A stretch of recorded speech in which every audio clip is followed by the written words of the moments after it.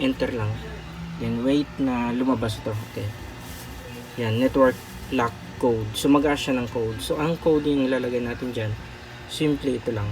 Okay,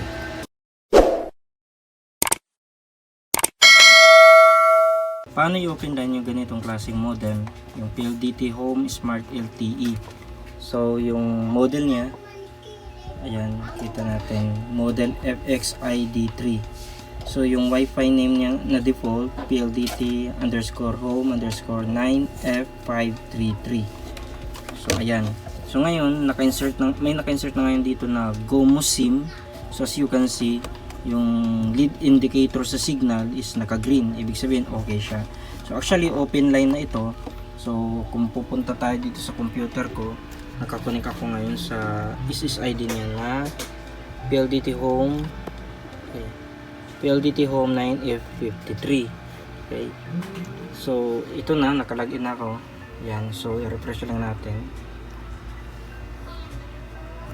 Okay, so dito makikita natin yung details ng ating modem. Okay, so ayan, naka 4G LTE, may signal 2 bars. Nasa loob kasi ng bahay po, so pag ilabas ko to, mas malakas yung signal na masasagap. Okay, so papansin yung network operator GOMO, connected siya, nasa band 41, etc, etc. Okay, so yung firmware pala nito is 1.1.1. Actually, yung initial na firmware nito is 1.1.0. So nag-auto upgrade siya, kaya nag 1.1.1. So ngayon, open line na ito, magana na ito ng kahit anong SIM. And unfortunately, wala na akong data. Siguro mo naubos sa pag-testing ko. So hopefully meron pang konti natitira. So nabusan akong data sa pag-testing kanina. Anyway, may previous akong video.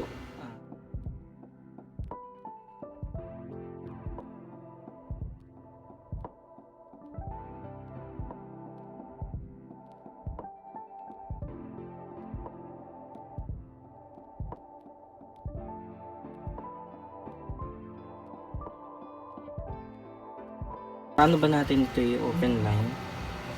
Meron tayo ditong files na simpleng command lang ang i-run. Okay, pakita ko sa inyo yung command kung paano ito i-open line.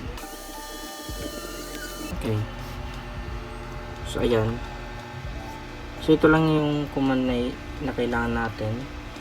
I-copy paste nyo lang itong link na to. Okay, so mapapansin nyo yung current link natin dito is idu/home.esp. So ang gagamitin natin is idu/simlock_unlock.esp. Okay, so try natin to i-copy paste.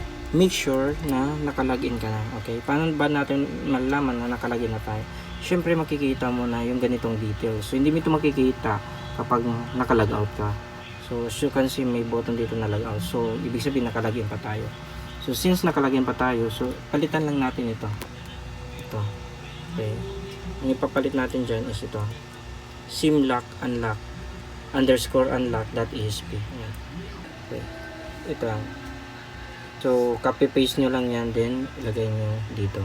Okay, so ilalagay ko na lang sa description ng video na to, text na to, para copy paste na lang. Since ngayon open line na yung modem ko, pag ilagay na natin dito yung code, yung unlock code, pag i-paste na natin dito yung unlock code, ito, Ctrl C, copy paste natin dito, right click, then paste. Yan. So pag i-apply natin ito, ngayon hindi ko na ito i-execute kasi na-open line ko na ito kanina.